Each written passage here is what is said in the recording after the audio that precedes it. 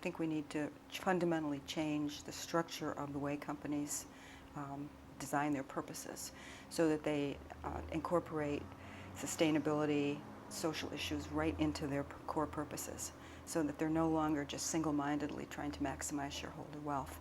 And that's really a systemic change, and it's a change at a much broader and deeper level than simply adding on initiatives around corporate responsibility, which tend to be, although they're very good and useful, they tend to be what I like to call do-good things. People associate them with philanthropy. But companies need to be doing much more. In their core purposes, they need to be dealing with the issues that the whole planet is facing, the issues of sustainability and social justice, social equity. And that's a very different system than the one we have now.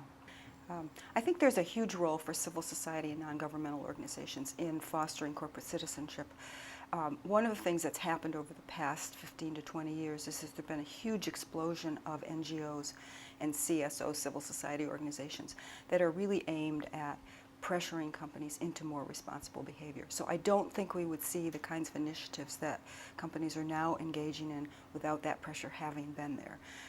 People have created institutions that I have called a corporate responsibility infrastructure, whose job it is to pressure companies into these kinds of changes.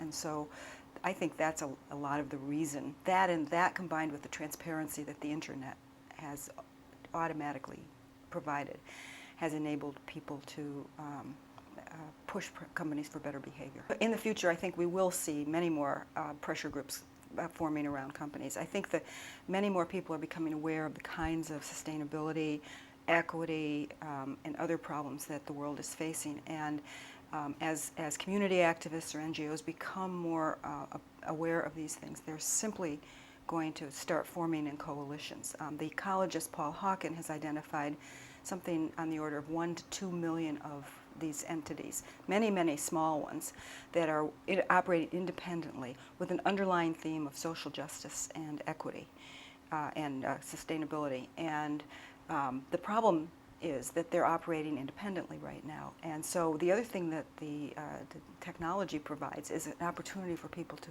act collectively. And I think there's the opportunity for NGOs and civil society to really put their ideas and their resources together to form the kinds of coalitions that can really exert pressures on companies and in governments and on themselves and on communities, because it's not just companies that need to change, we all need to change. There are some organizations that are already starting to do this. A lot of them are around political action. In the United States, you have an organization called MoveOn.org, which formed, I'm not sure, I think it formed in the wake of 9/11. And yet it's become a major political force. It has millions of people who subscribe to it. And when they see an issue that they would like to pressure our Congress on in the United States, they send out millions of emails and get people to sign up, and they'll have 100,000, 200,000, 500,000 people signing these petitions that go to Congress or contributing for ad campaigns that they're trying to do. I think it's that kind of collective action that we'll begin to see a lot more of in the future as CSOs and NGOs become more sophisticated in their use of this technology. There is a blurring of boundaries occurring among all types of enterprises these days. Probably the reason for it is the availability of the technology, the connectivity that people have. And that means that companies, for instance, are transparent whether they want to be or not. What they do can be blogged about by an employee. It can be, an activist can certainly find out what's going on and send that information instantaneously around the world.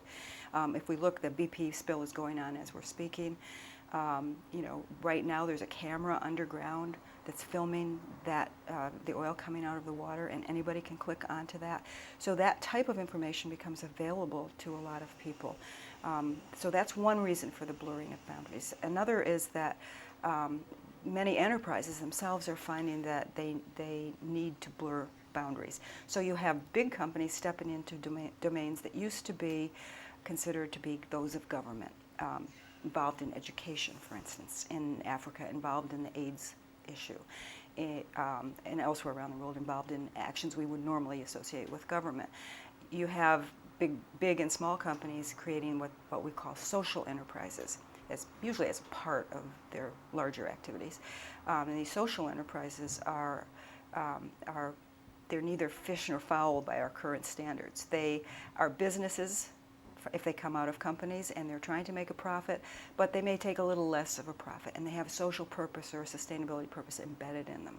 And on the NGO side, you have many NGOs who say, we need a sustainable business model, so let's develop a business practice that actually brings in a supply of money for us that is something we can rely on. And so they're developing businesses. And then you have other enterprises like something a colleague of mine, Steve Waddell, calls GANs, Global Action Networks, which are taking on issues that we would normally associate with government, protecting the environment, for instance, the Forest Stewardship Council or the Marine Stewardship Council. But these are business and NGO entities that come together to say, look, we have a common interest here. Often government's not even involved in them. And they're global in scope, and they try to effect change in the world by setting standards for the dealing with that resource, whatever it might be. And so you see a lot of this different types of enterprises evolving that we haven't seen in the past, enabled by the technology, but also pushed by the problems.